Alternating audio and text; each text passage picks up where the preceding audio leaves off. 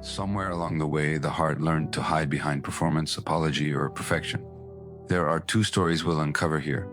One is about how early attachment, those first fragile lessons in love, taught us to shapeshift just to stay safe. The other is about how we carry that same pain into adulthood, trying to numb or fix what was never our fault. By the end of this talk, you'll see how an unseen past has been shaping your present and what you can do next. We're not here to ask, what's wrong with you? We're here to ask, what happened to you? Because what we call brokenness is often just the body's way of remembering what it had to survive.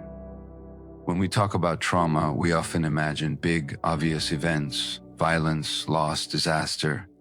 But for many of us, it's quieter than that.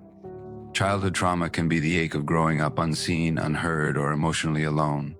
It's the experience of having to hide parts of yourself just to stay connected. Emotional neglect isn't about cruelty. It's about absence. It's when your feelings had no safe place to land, when no one said, ECU, and you make sense. Over time, that silence becomes an inner script that says, you shouldn't need too much. I shouldn't feel this way. I shouldn't be me. We adapt brilliantly. As children, we learn to scan faces, predict moods, stay small, stay pleasing, stay invisible. These are not weaknesses, they are intelligent strategies. They kept us safe when safety depended on being good, quiet, or useful. But the same instincts that once protected us can later turn against us. We might find ourselves over-apologizing, controlling everything, chasing approval, or withdrawing when intimacy feels too close. What began as survival becomes confusion.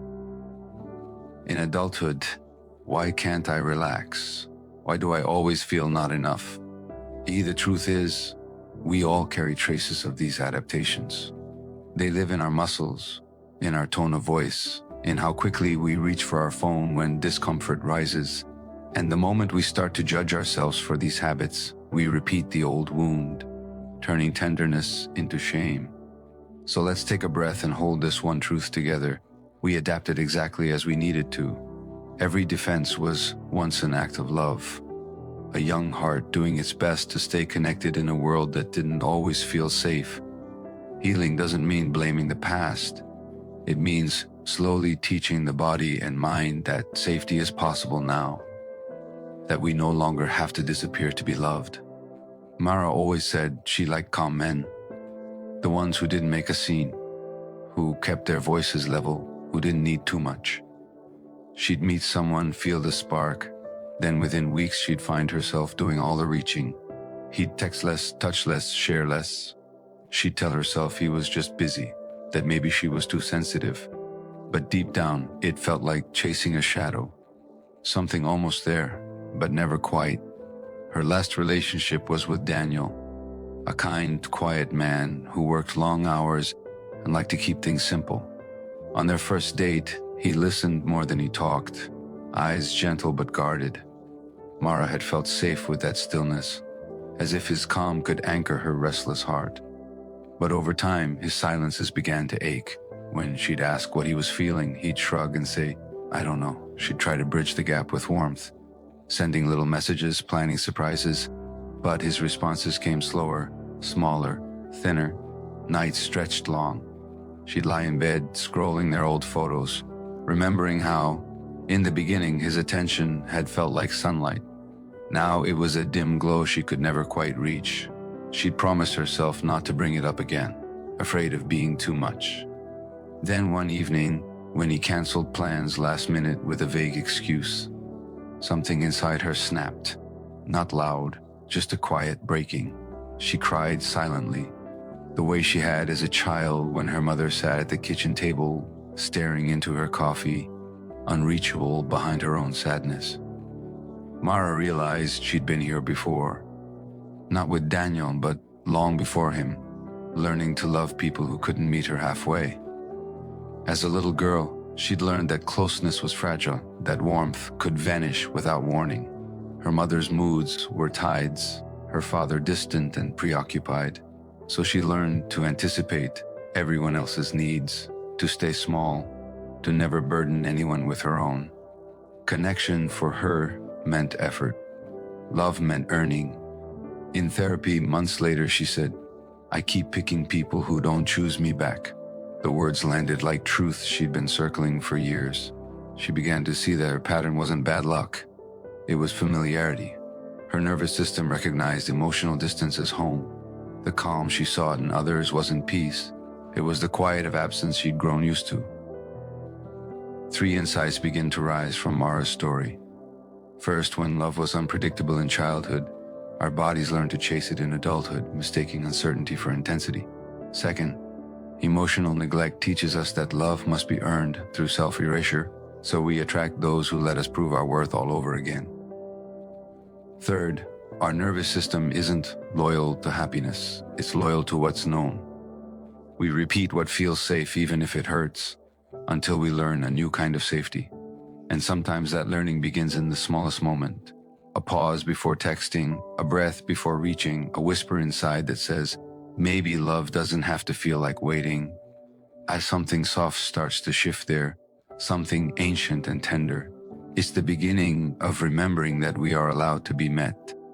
Eli looked like someone who had it all together. Early riser, always polished, never missed a deadline. His calendar was color-coded, his inbox clean, his days stitched tight with meetings, workouts, and projects. To most people, he seemed disciplined, maybe even inspiring. But under the surface, there was a quiet hum he could never turn off. It started small. A few late nights answering emails, then scrolling in bed, mindlessly chasing the next bit of stimulation. A reel, a message, a notification. It was easier than feeling the heaviness that crept in during the pauses. Silence made his chest tighten. Rest felt like falling behind, so he kept moving. When exhaustion hit, he'd pour another coffee or open another app, anything to drown out the stillness that made him feel exposed. His co-workers called him dependable, his family called him successful. But inside, he lived with a quiet ache he couldn't name. He wouldn't call it loneliness. It wasn't sharp enough for that. It was more like a dull, constant pressure in the background, the sense that if he stopped achieving, something inside him might collapse. One evening, after finishing a big presentation, he sat in his car in the dark parking lot. The adrenaline was fading, and for once, there was no next thing, just the hum of the engine and the weight of quiet. He felt suddenly hollow, as if his body had been running for years on borrowed energy. He stared at his reflection in the rearview mirror, tired eyes, tight jaw, and a small voice whispered, "What are you trying so hard not to feel?" He didn't have an answer. Only memories of growing up in a house where emotions were handled like fragile glass. His parents fought in low voices, never shouting but always distant. When he cried, his father would say, "You're fine. Be strong." So he learned to turn pain into performance, sadness into achievement. Every gold star, every promotion, every all-nighter became proof he was okay.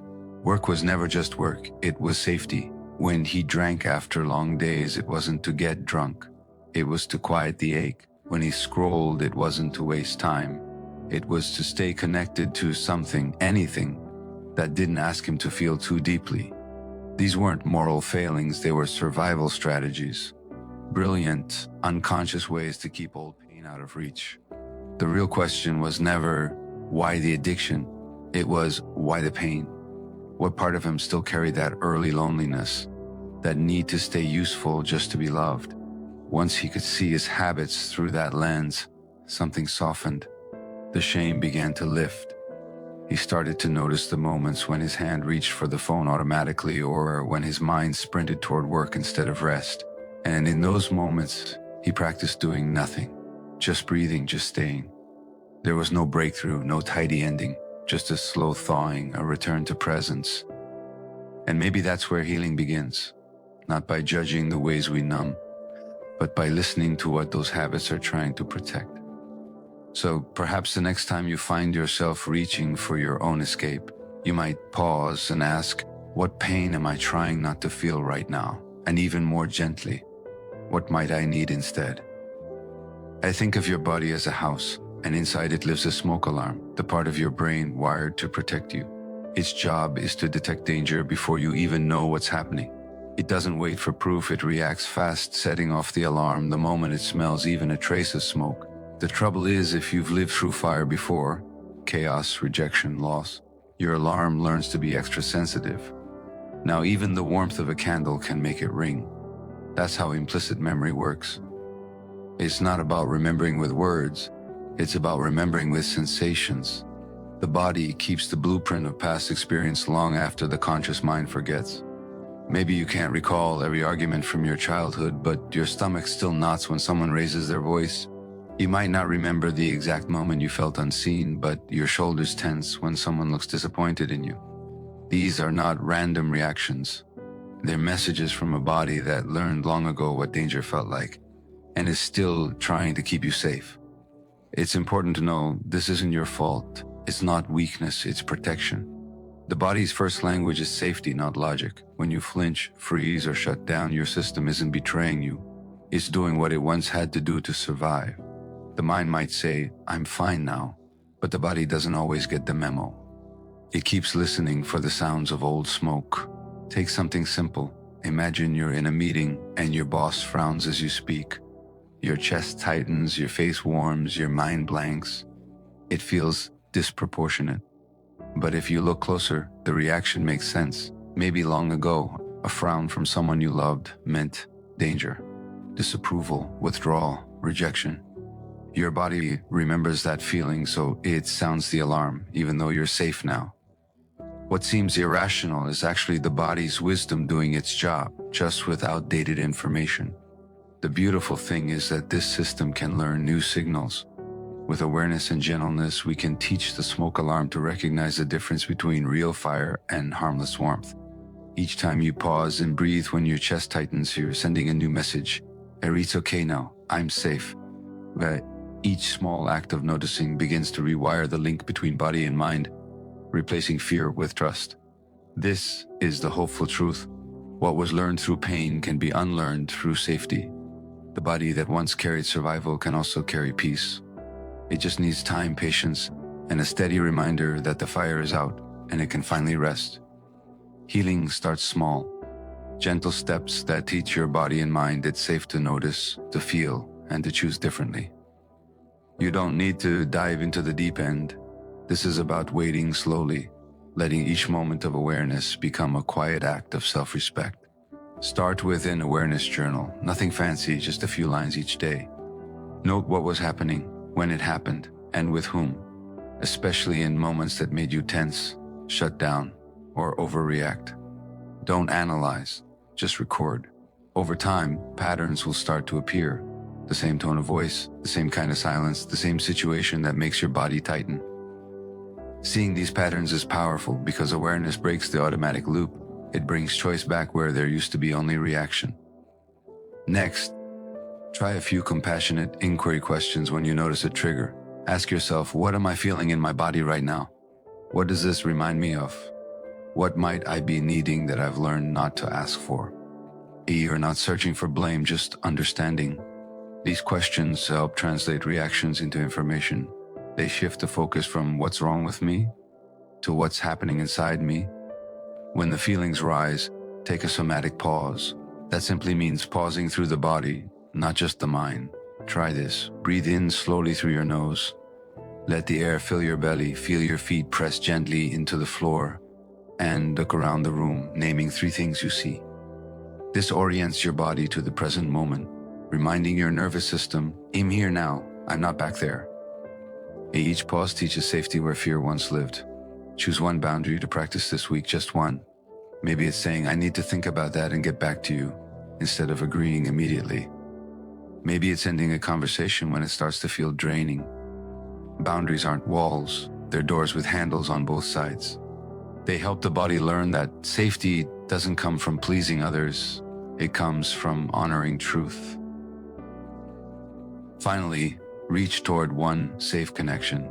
That could mean texting a trusted friend, joining a small group, or reaching out to a therapist. Healing happens in relationship because the wounds were born in relationship. Safety grows when another nervous system co-regulates with ours, showing us through tone, presence, and patience. That connection doesn't have to hurt.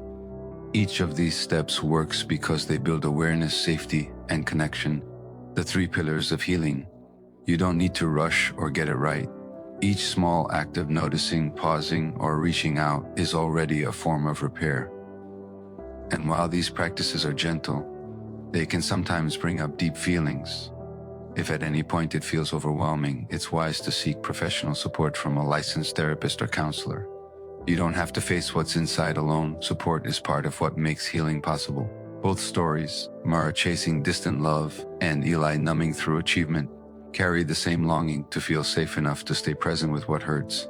Each tool you've begun to practice, awareness, compassion, the somatic pause, boundaries, connection, is a way of teaching safety back into the body. Picture this work like light rising through cracked roots. It doesn't rush. It finds every opening, however small, and begins to grow upward.